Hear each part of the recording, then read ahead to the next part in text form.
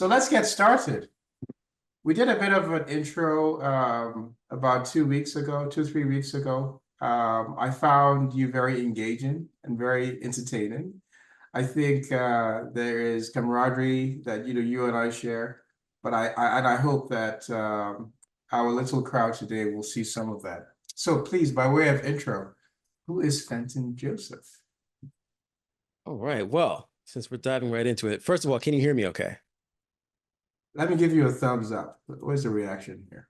I only have a Just raised want to hand. make sure. Yes, I can hear you perfectly. Okay, wonderful. I've got my microphone here, so I want to make sure everything's working well. So let me start out by saying I have had a bunch of slides, and I realized I was going to torture these gentlemen with my 46 slides. Half of it was just about me, and I said, nobody cares about who Fenton is. They want a problem solved. They want education. They want to be edified.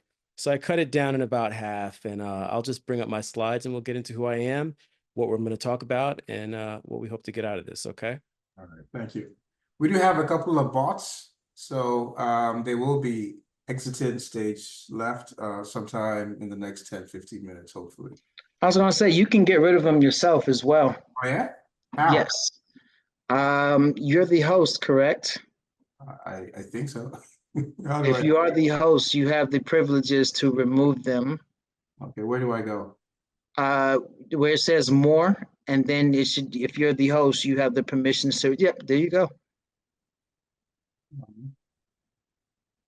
You just remove some, there's like two more, but besides for that, that's pretty much it, sir. Okay, I see more, but that's about it. Oh, Yeah, it's okay. All right, okay. Fenton, go ahead. No worries at all. And I hope I have the ability to share screen. Center view, sense. Do not want to be in full screen mode. Okay, here we go.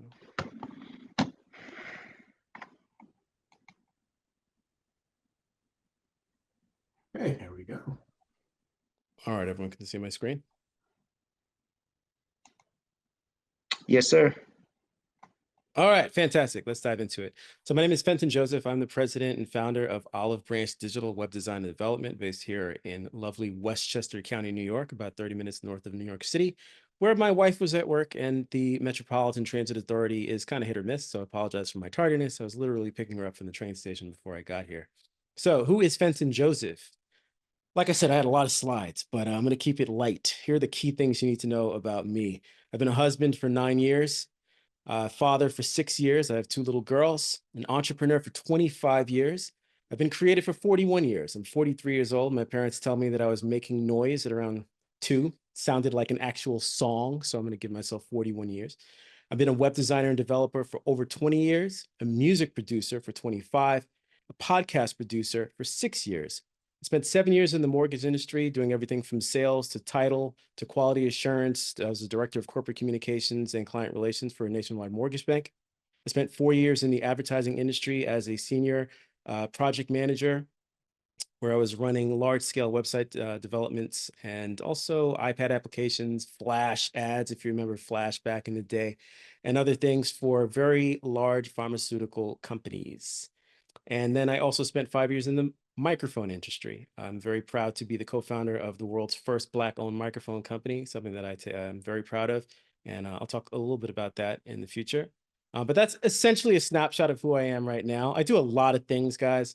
And tonight I'm going to put on my web designer cap, and I'm going to talk to you about web design and why we still need a website in 2024. Just a quick note about my company, Olive Branch Digital. We offer WordPress web design development and managed hosting to nonprofits and small businesses here in Westchester, New York, but also beyond. I have clients all around the country and also globally. And in layman's terms, we simply build the best WordPress websites in Westchester, who likes a little alliteration. And we help keep them running smoothly on a day-to-day basis. That's one of the problems that I solve for my clients is they don't talk to me because if they are talking to me, something's wrong with their website. So I don't want to talk to my clients. And it's a good business model because I'm an introvert. We focus on the nonprofit sector. Nonprofit is a very important part of my life. I sit on the board of a nonprofit, an international nonprofit that's based here in New York City. And so I do a lot of work with nonprofits, but we also work with for-profit organizations as well. All right, let's get into the meat and potatoes. Why do entrepreneurs need a website? We've got TikTok, we've got Instagram, Facebook, LinkedIn, myriad social platforms and tools that allow us to interface with prospects and existing clients 24/7. We can create funnels. We can do all these different things. Why, oh, why do we need a website? That is a question that I hear all the time. All of us on here tonight, we all sell something. And I'm sure we have all been challenged by prospects and peers alike to answer the question, well, why do we need what you do? Well, websites are what I do, and I'm here to tell you that they are very, very relevant, not just for me. I know a hammer finds a nail. Of course, I'm going to tell you that you need a website so I can sell you one. But more importantly, as an entrepreneur, and even if you're a 9-to-5er, it's important to understand why websites are still relevant. Number one, visibility. There is probably not a greater platform for obtaining visibility for prospects and, of course, existing clients as well than a website. It's still the thing, kind of like email is still the thing. Yes, we can send text messages, but no one's sending a PDF proposal for your new project via text message, right? You're sending it via an email. If you want to draw out your ideas, you're going to express them via an email. A website is a very similar thing. It's just the number one means of getting out in front of as many people as you possibly can. I think that social media has kind of muddied the waters a bit in the sense that, yes, you can have thousands of followers, right? We understand that, but let's get real here. Who here has over 50,000 followers on their social media channels? I don't see a lot of cameras on, so I'm just gonna, you can put it in the chat if you do. Take a sip of my coffee and look for the goose egg in the chat. I listened to Because the because I know that there's nobody that does. And that's okay. That's okay. I personally find social media most effective for having deep connections and engaging and creating a community where, again, you can engage with your existing clients and also with some prospects. But pound for pound, a website is going to allow you to get in front of probably thousands of viewers every single month with little, like I'm talking very little effort. I'm not going to get into the cost perspective because you could spend a little on a website or you could spend a lot on a website, but a simple blog page that has an educational article about your area of expertise that answers a question that people are looking for on the internet can get thousands of views organically and put you in position to hopefully engage with and convert with prospects. So it's still the thing that you'd want to have doing selling for you 24/7. Credibility. This one is just kind of funny because, again, some people feel like, well, I don't need a website. I have 1,000 social media followers and I've got about 500 people following me on LinkedIn. Why do I need a website? Well, it's a simple question. The last time you looked up a business, and I don't care if it was a restaurant, you went online and they didn't have a website, how did it make you feel?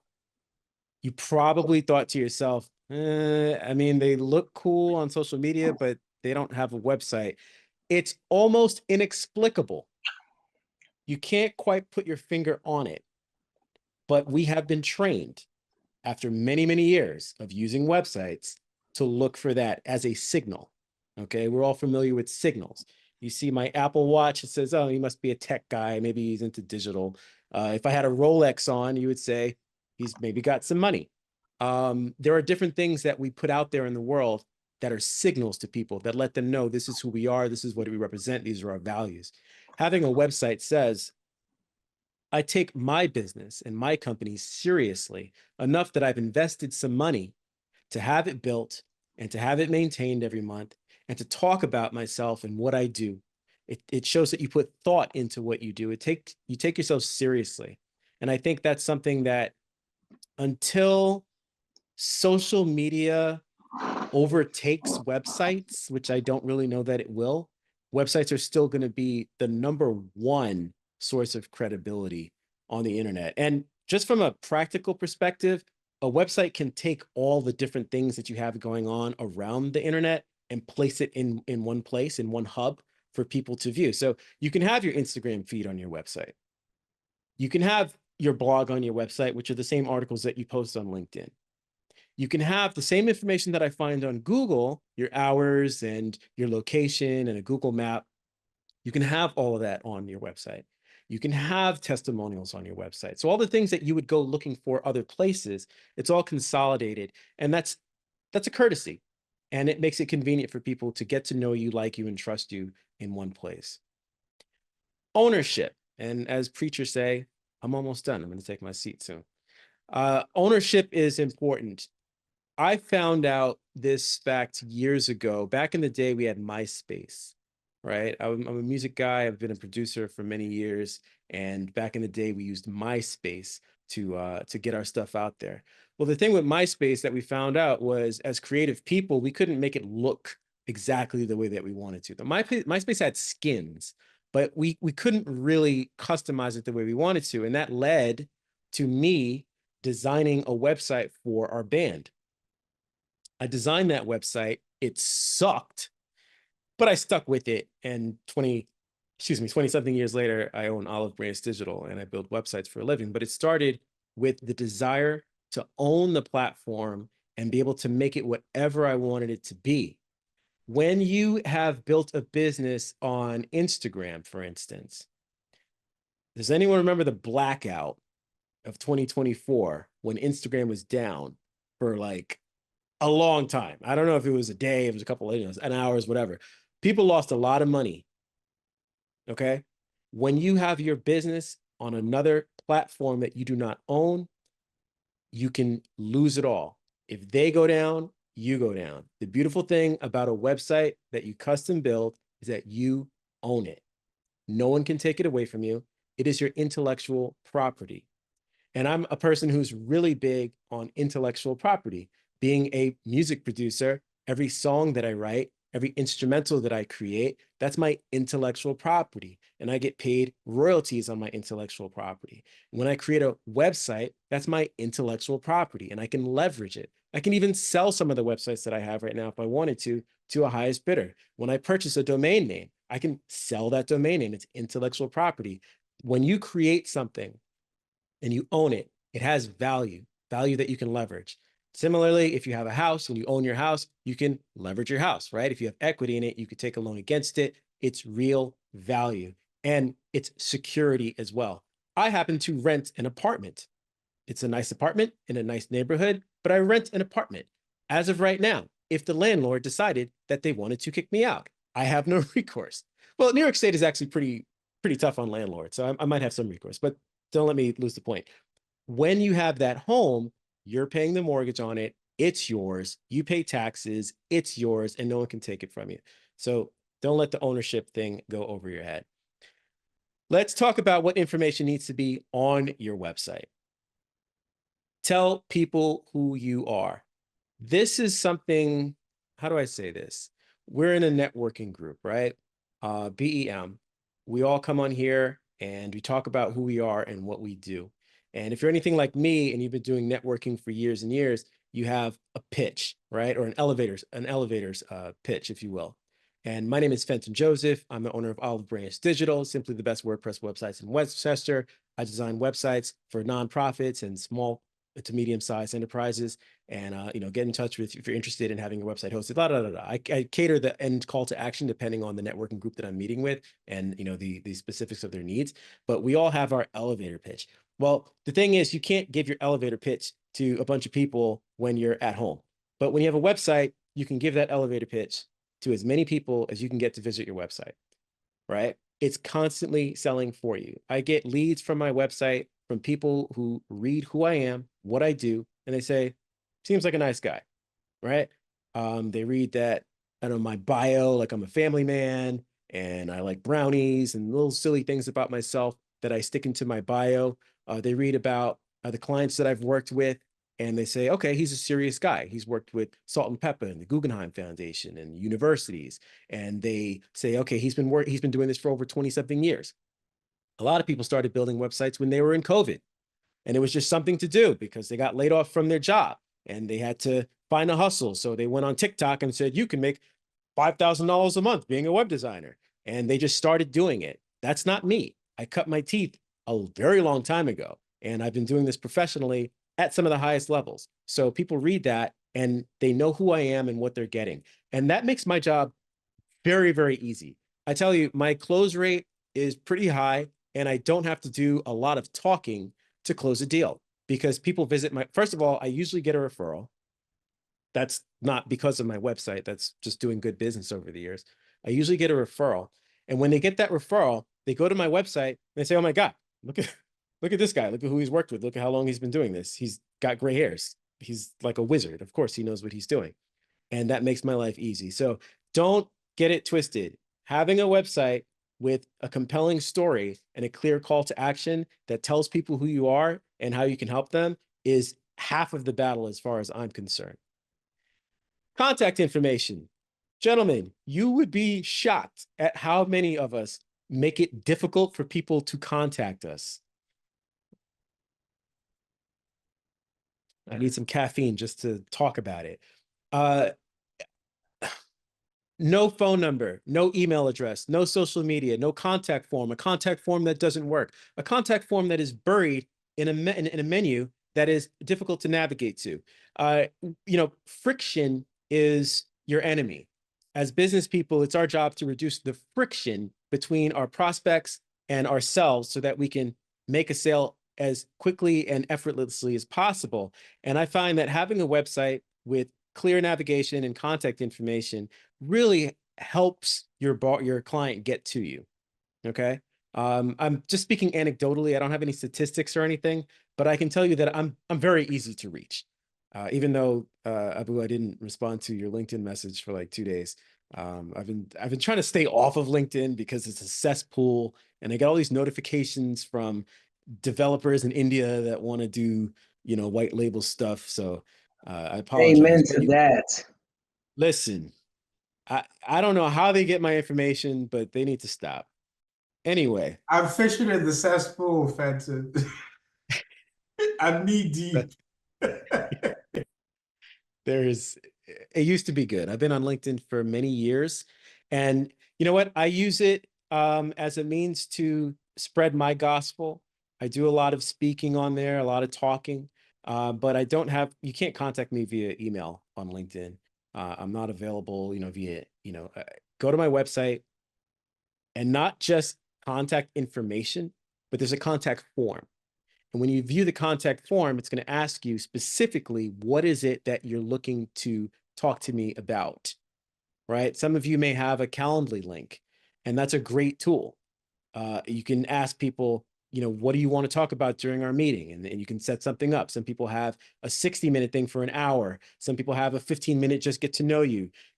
One way or another, you need to make it easy for people to get in touch with you, tell you what you want to talk to them about. So that way you kind of create your own priority list, right? My website allows me to prioritize who I want to get back to and when, right? If a client has a website that, God forbid, just went down, I need them to be able to get in touch with me ASAP, right? I don't want to be in a situation where they can't reach me and their website's down for 2 days. Of course, none of this ever happens because, I'm the best. That doesn't happen. My websites never go down, but God forbid. Okay. Clear call to action. When you go to my website, you'll see two options. Get a website, or I believe learn about hosting. And those are the things that I want you to do. I want you to get a website. And if you already have a website, I want to host your website. So you could go looking around on the website for those buttons, but I put them right up at the front.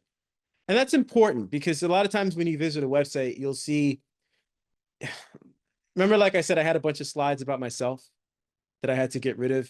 People want to talk about themselves ad infinitum. Nobody cares. You need to make it as easy as possible for people to get the solution that they want. They're not coming there to be your friend. They're coming there to get a solution, and they want to give you money for that solution. So you better make it as frictionless as possible. And that is done via a call to action. A call to action is literally just, here's what I want you to do. I want you to call me. I want you to sign up for my email newsletter. I want you to download this free PDF that's got tips about how to solve your problem on your own. And I want you to follow me on Instagram because I am crushing it over there and getting out lots of free content and game. And that's how you're going to grow your awareness, right? Top of funnel. Just tell people what you want them to do and make it clear on the website. Moving on, quality content. All right, this is like a thing for me. I used to be an SEO practitioner. I stopped selling SEO years ago because SEO has it's gotten more than a little dicey. It's become another cesspool. Sorry, Fenton, So you educate us as to what search engine optimization is, please. Because I know that they're different, right? There's SEO, there's SE something, and then there's S some EM. Yeah, please. yes, sir. Forgive me for getting ahead of myself. I apologize to anyone who's not familiar. Search engine optimization, SEO. In layman's terms, it is the practice of making your web page as visible to Google, Bing, and other search engines as possible. You do that using technical techniques. We call it technical SEO, right? Which has to do with things like the domain name. For instance, I currently have a website. It's a directory of therapists, Christian therapists, right? Mental health. And the slug or the URL is Jesus loves mental health, right? Doesn't get any more SEO optimized than that, right? Jesus mental health / find a therapist / New York, right? So that's called technical SEO. That's using key phrases and keywords that are optimized to be found by people who are looking for it. That would be opposed to something like Fenton, let me like Fenton's, you know, now I'm not going to call it like that. I'm going to give an actual example. Let's call it idea space because that is on the whiteboard that I'm looking at. And people do this. Ideaspace.com / counseling / and then like a zip code 10601. Google has no idea what the hell is on that page. But because Idea Space came to you in a dream, and you knew that's supposed to be the name of your company for your Christian therapist, even though it has nothing to do with Christian therapists, you say, that's the URL that I'm going to go with. And even though counseling is under the umbrella of therapy, therapy is the buzzword. That's what everybody's talking about on social media. That's what people are searching for. You know, it's like, I need a therapist. No one says I need a counselor. And by the way, there's a very nuanced difference between the two. But my point is, you need to subscribe to the idea that the algorithm, the search engines, should dictate what you name things and and how you organize your content on your web pages, not what feels good to you. And sometimes I get it, it's not sexy. Sometimes it doesn't feel good. I really wanted to call it this, but you're trying to get eyeballs, right? So just play the game. All right, so we've got technical SEO. We've also got things called backlinks. Let's say BEM decides that Fenton is a really valuable partner, and on their website, they want to have a link to Olive Branch Digital, to my company's website. That's a backlink because it links back from one website to mine. Why is that important? It's because with more backlinks, Google says, you know what? A lot of people seem to be saying that Olive Branch Digital is a good website to go to. Right? I can't pay people. Well, I guess you could, but typically you don't pay people to create backlinks. You earn them. And because the best backlinks are earned backlinks, Google is going to give that a certain amount of authority and weight. Now, there's a lot of SEO companies that you pay a monthly fee to, and they create backlinks, but they're very low authority. And this is part of the reason why I stopped selling SEO, is because you can pay somebody in Pakistan. I love my Pakistani brethren, right, to create backlinks, and they'll say, Fenton, your report shows that we've created 50 new backlinks for you this month. It is October. That's 500 new backlinks for the year so far in 2023, because it's not September 2024 yet. And we're on track. We're hitting all of the metrics. Everything that you paid for every month, we're getting those backlinks out. Well, why isn't my phone ringing? Because those backlinks are low authority. It's some website that they created, right? A blog that they made up that nobody visits, gets no traffic, and then it links back to Olive Branch Digital. Well, why would Google care about that? Now, if, I don't know, Tony Robbins, right? The guy with the big jaw, you know, walk on fire. Tony Robbins has a link to Olive Branch Digital. Okay, that's a big deal because he gets probably hundreds of thousands of views every single month, right? It's got to be authoritative. So SEO essentially comprises of a bunch of different techniques to help drive traffic to a web page. And I think it's just very dicey. Now, it doesn't mean that there are no good SEO companies out there. There are, but I find that you have to pay a lot of money, and I'm talking thousands of dollars a month, right, in retainer to hire a quality SEO company. And let's just be honest, most of us don't have the money. If you did, I don't know if you'd be paying an SEO company. And there are other ways to drive traffic that I think you can do on your own, and that's quality content. The one thing that each of us have is that we're experts, right? I'm an expert at web design. Abu is an expert. And I got to pop open and see who else on the line so I can use some names here. Bassi, forgive me if I butchered your name, sir. Mr. Duke, you're an expert. Terrence is an expert. All of us have been doing our thing for a minute. And if we were to take those thoughts that we have, all that expertise, and break it down into high level segments, right? I'm keeping it high level today. Why should you have a website? What should be on your website, right? But I can record this and I could email it to people. I could probably charge people $5. At very least, I can make a PDF and give these tips and have people download it as a carrot in exchange for their email, right? Because I'm an expert. And I tell people all the time, don't be afraid to call yourself an expert. It just means somebody who has a lot of knowledge about something. Don't undervalue your expertise. It is the thing combined with your unique POV, your point of view, that's going to allow you to create quality content for free. And that's what the algorithms want. They want quality content, and they want it on a regular basis. It's not enough to say, you know, this month I made this article, it's really hitting, I'm done. And then don't post anything until December, right? You think about your social media platforms and how much you scroll. You know, we are bombarded with, I forget the numbers now because we're in 2024, but I think in 2022 or 2023, it was something like 10,000 unique marketing messages every day. And it seems unreasonable and like an irrational number. But when you think about it, between TV commercials, stuff that we hear on the radio, signs that we see as we walk by, drive by, ride on the bus, ride on the subway, right? Emails, just browsing on the internet for a couple hours a day, it adds up, right? So we have to compete with all of that noise, is my point. If people are seeing thousands of marketing messages a day, what makes you think that your one post is going to break through the noise and make them pick up the phone and call you or fill out your contact form? And this, you know, while we're on here, this is good. This was not in my notes, but you cannot talk too much. You can't.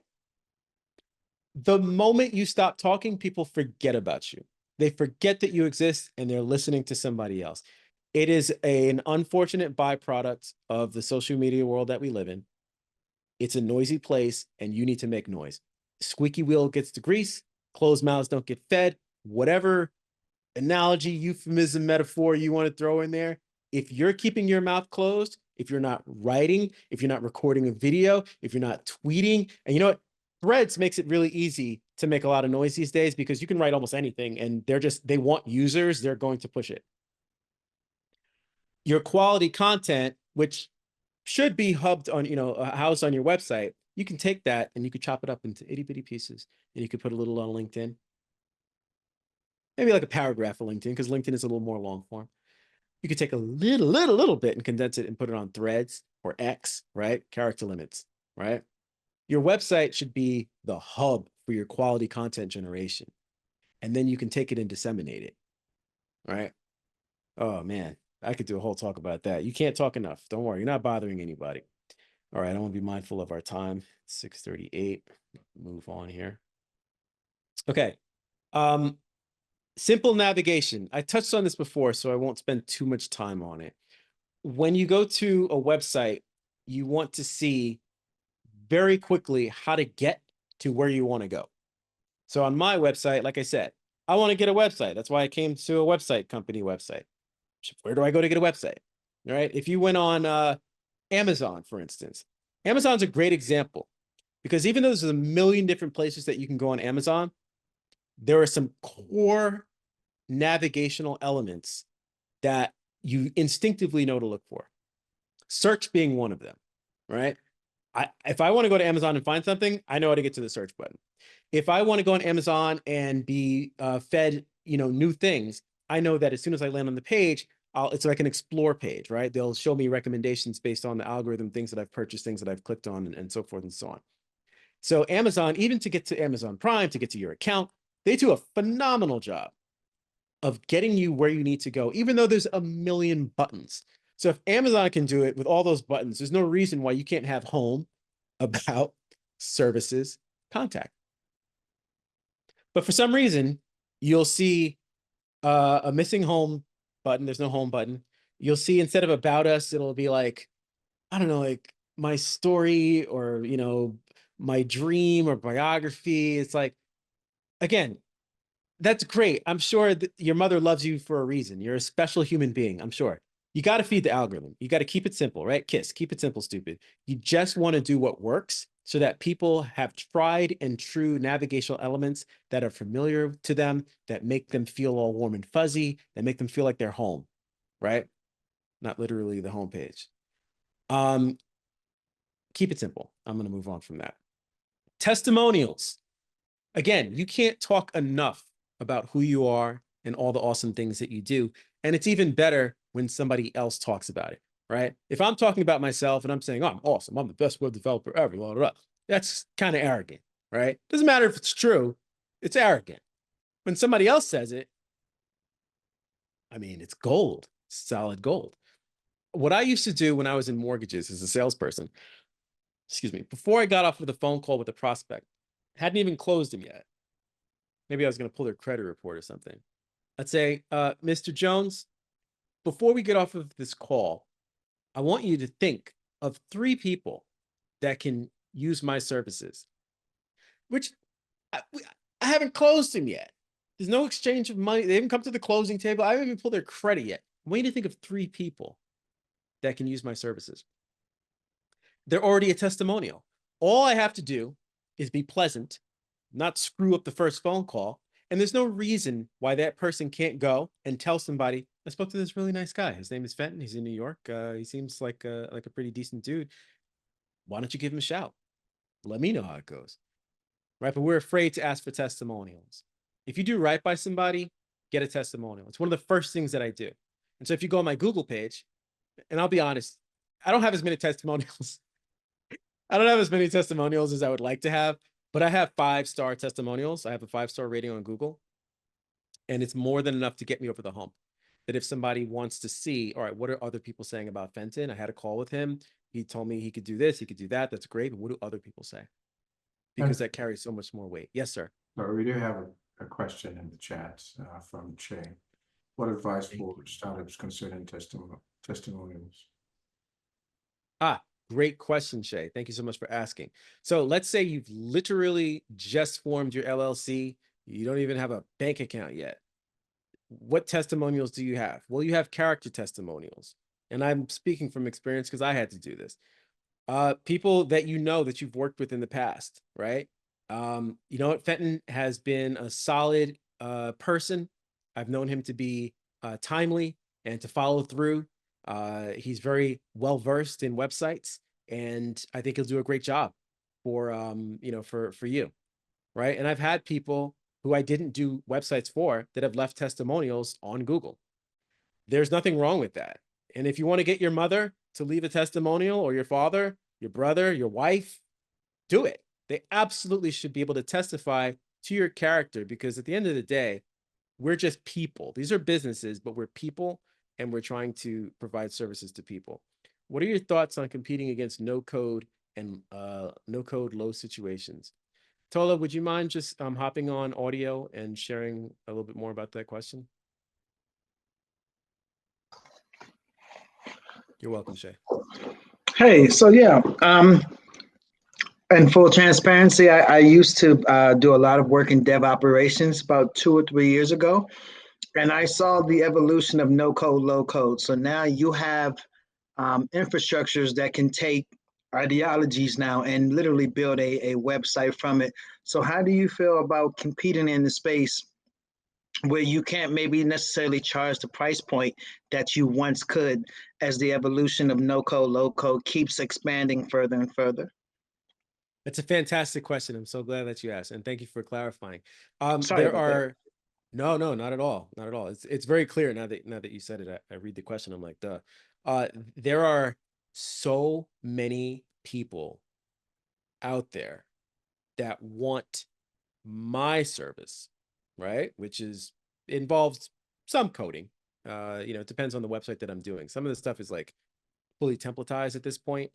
And then there are other stuff that's fully custom development, right? It depends on the price point and who I'm working with.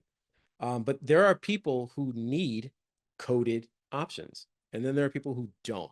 My job are to make sure that I put the right product and the right options in front of the right people, and not worry about the rest. So my thought is, I don't compete against those low code options.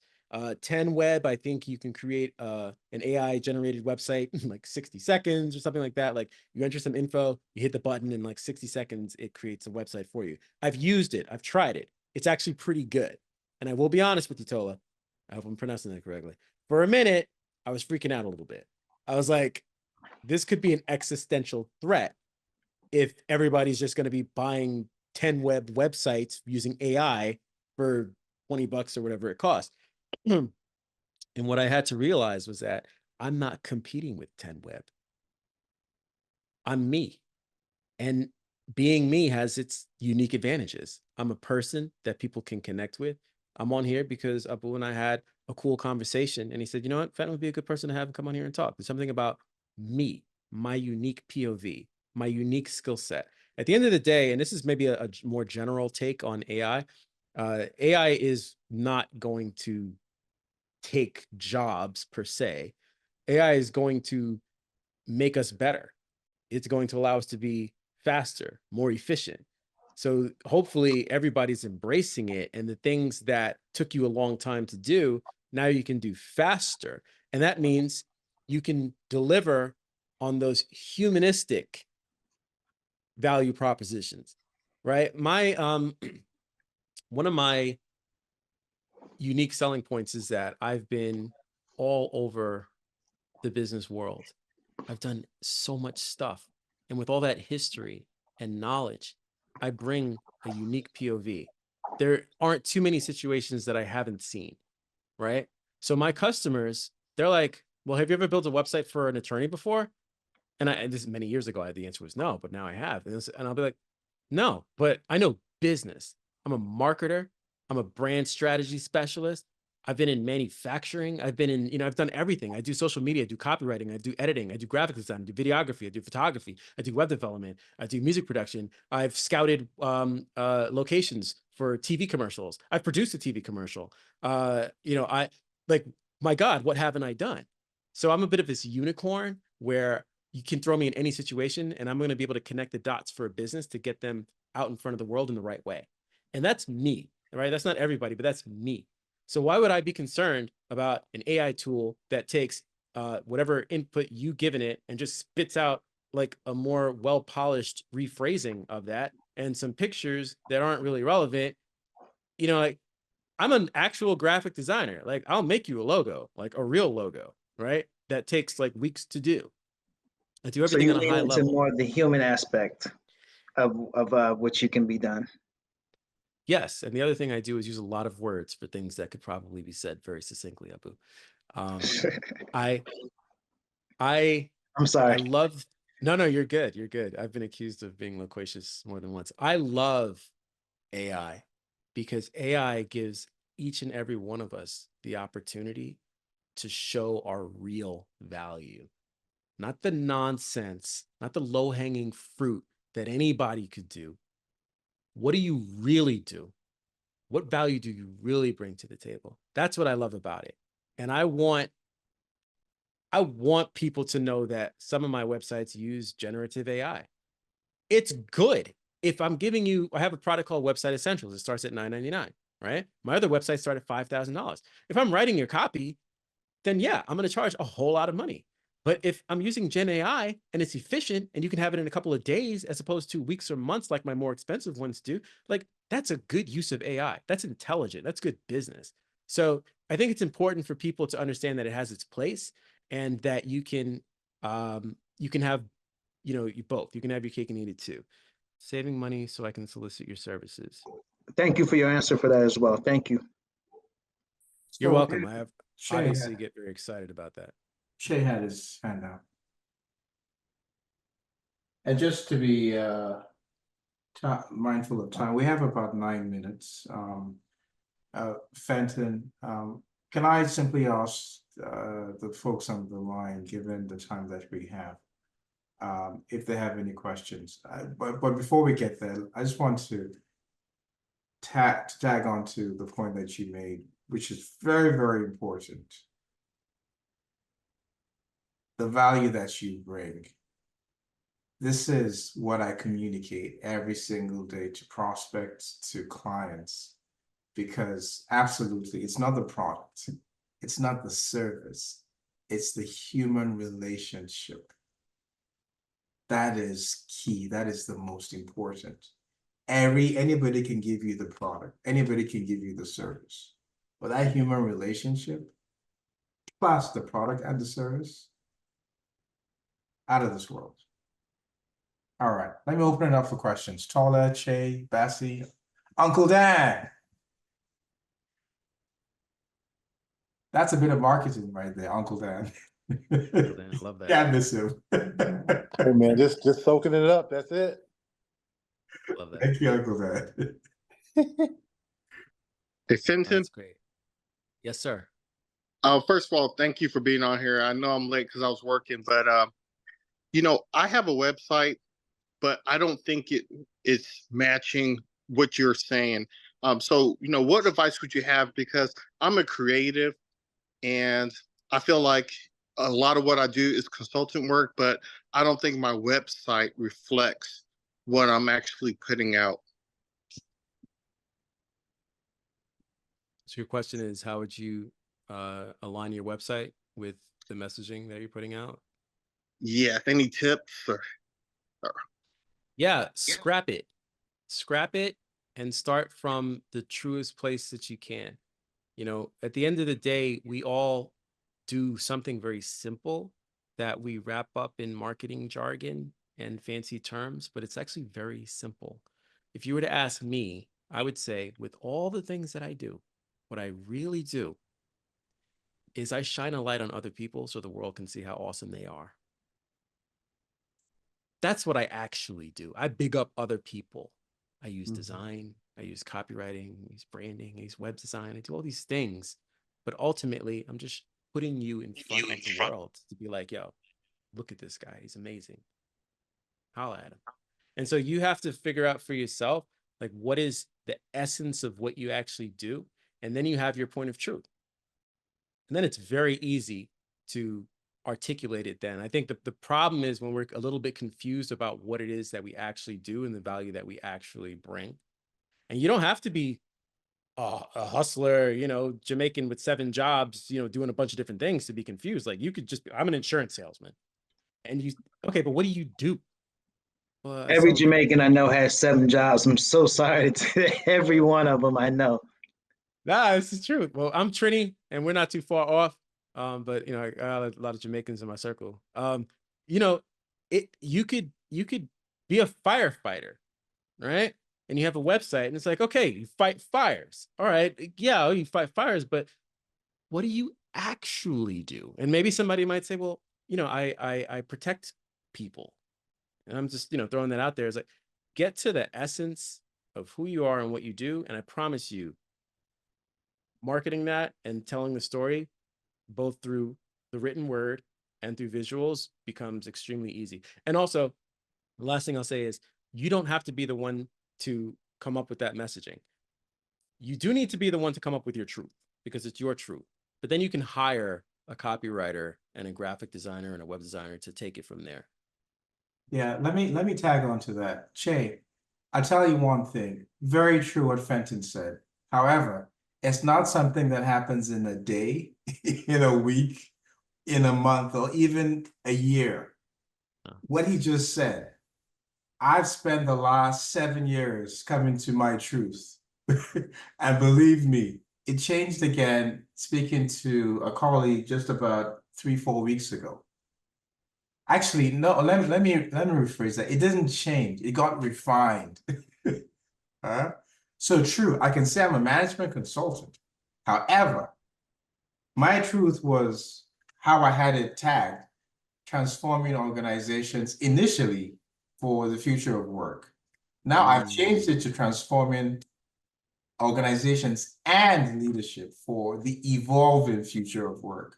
In speaking to her, she made it very simple and plain, which is I help leaders with a problem statement. And that problem statement is I need to change, but I don't know how. I help you with the how. Okay, so talk to people, speak to individuals, tell them, share. It will continuously get it. It will continuously get it. It needs to go through a phase of iteration. But thank you so much, Fenton. That is so true. Yeah, no, I love that. And you know, it's worth it, I think, to work with a branding expert if you need to, and they can help you figure it out. And by the way, you don't have to spend $1 million because there are frameworks for getting to that truth. There are specific questions that need to be asked. And if you work with a branding specialist, I don't see any reason why you can't spend a couple $100s. And it may seem like a high ticket item, but I promise you, once you have that evergreen core messaging that you can use over and over again and that you can spin off into different, you know, messaging, it's well worth the money. And it's also so worth it to have that clarity internally. You know, it makes your elevator pitch so much better. It makes, you know, your confidence so much higher when you know the real value that you bring, because some of us don't show up the way that we should show up because we don't have that confidence. You know, when we walk in the room to be like, I got this, I'm going to close this, I'm going to meet people and they're going to want to work with me because look at the value that I bring. Look at what I do. What I do is so important. If you don't know what you do, I wouldn't be confident either. So we How do I have reach you 4 offline? minutes, but Che has a question for you, Fenton. Well, Shay, you can go to olivebranchdigital.com and you can fill out the contact form. But I will also put my email address right here in the chat so that if you want to reach out, you can. All right, Tola Bassi, given the 3 No. minutes that we have, No, thanks, Fenton. No questions from me, but really appreciated the presentation. Thanks. thank you, The Bassi. only question I would ask Fenton is where do you believe the future is heading in web development space? Do you think this is going to be something like how we talked about with the with iPod Shuffle? Remember the iPod Shuffle, and it's now this can. Are we going to soon surpass the web development stage soon, or is this going to be an ideology here to stay? It's a great question. I think it's here to stay. I think the chasm between social and websites in terms of SEO, in terms of community building and engagement, information dissemination. You know, you just think about any social media platform, the basic framework are posts, right? You can have reels, you have YouTube shorts, whatever, but they're posts. They're small tidbits of information. And within those posts, there may be value, but it's really hard to put it all in one place, right? If I have 1,000 posts, but post number 300 has this really useful gem, you got to save it and go back to it. How about this? Go to my webpage, and that gem is there forever, and it's easy to navigate to. And after you've read that gem, there's a clear call to action that says, contact me for more information, so forth and so on. And again, you have ownership, and it's a living, breathing document, right? I can make the website whatever I want to be over time. It can grow, it can scale. And social media just doesn't have those features built in. And so I think websites are going to be here for a very long time until there's a platform that can close that gap. Thank you for that. I just wanted your insight on that. Thank you, sir. Joe, Okay, you're very thanks. welcome. Thank you so much. Any parting words? We have about a minute to go. Any last minute advice, takeaways that you would like to share with us? Yes. I just want to thank everybody for having me tonight. Thank you for spending this time. Again, forgive me for my tardiness. And let's just keep on supporting each other. There's not a lot of spaces like this that I am in with Black men who are lifting each other up and supporting each other. We need to create more of these spaces. So let's just be consistent in participating and creating these safe spaces for one another. You're all awesome, and I hope we can connect each one of us offline and have a meeting. Thank you so much, Fenton Joseph. We applaud you. Thank you for your time. I didn't know we had a connection, Trini. My wife is of Trini background. I knew there had to be something. There had to be It something. was inherently something good. All right, sir. I salute So, you. Have a good evening. Good evening, Tola, Che, bless. Bassi. Thank you so much for attending. Thank you, Thanks, guys. everyone. Cheers. Take care. Bye. Thank you, gentlemen. Good night.